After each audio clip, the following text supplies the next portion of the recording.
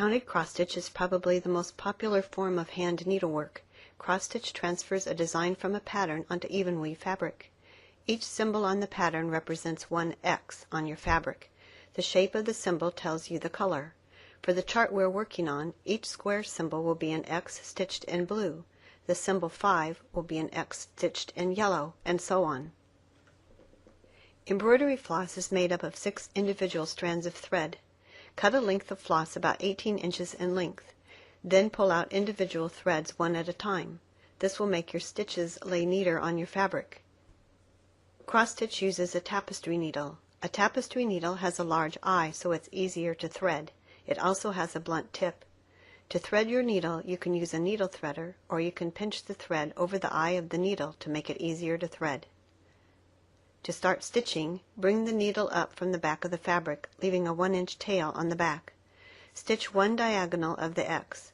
Stitch over the tail of thread on the back for the first few stitches. Never use knots on the back of your fabric. Continue to stitch just half of the X for the entire row. When you reach the end of the row, work back, completing the X. It does not matter which direction the top of the X slants, but you want all of your stitches to slant in the same direction, otherwise your stitching will appear uneven. If we were stitching on 14 count Aida, which is a good fabric to begin on, we would use 2 threads. To make it more visible for our video, we are going to use 6 strands of floss on 6 count fabric. The count of the fabric simply means how many stitches there are in 1 inch. Our website has a cross-stitch calculator that will help you determine the number of threads to stitch with and the size of the tapestry needle to use. The store where you purchase your materials will also be happy to help you with this.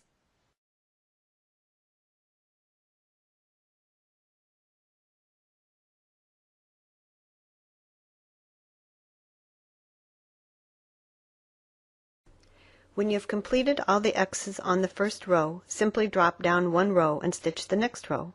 Again, just stitch 1/2 of the X for each stitch on the row, then complete the X on your way back. When you've completed an area or have run out of thread, you will need to end off. Turn your piece over and run the needle under 4 or 5 stitches and trim the tail.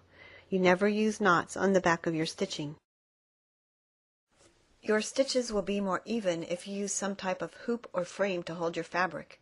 We are using a Q-snap frame, but you can also use a scroll frame or a plastic embroidery hoop. You will find it is easier to stitch the rows from the top to bottom. Sometimes when you move to a different color or area, you will need to count to find where to start stitching. This is easy to do. Start stitching the new area the same as before. Bring your needle up from the back of the fabric, leaving a 1-inch tail which you stitch over to secure the thread. Stitch half of the X on a row, then work back to complete the X's on that row. Your stitches should lay flat on the fabric without distorting the fabric. It's easy to pull your thread too tightly. Stitch a row with less tension to see if the stitches look better. If you run out of thread before you complete an area, just run your needle under a few stitches on the back to end off. To start stitching again, you don't have to catch the tail like we've shown before. All you need to do is run your needle under a few stitches on the back of the fabric, similar to how we ended off, and continue stitching.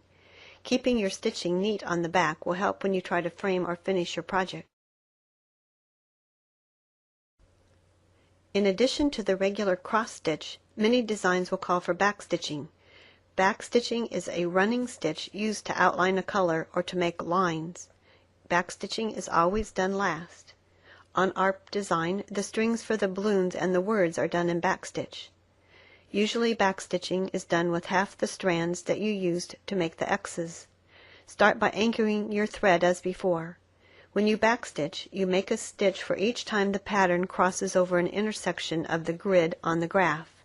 Usually you will not skip over more than 2 spaces, but that depends upon your pattern. I hope you found this video helpful. A printed version of this lesson is available on our website. Be sure to visit your local needlework store. They love stitching and will be happy to answer any questions. They can also help you find that perfect project to get started stitching.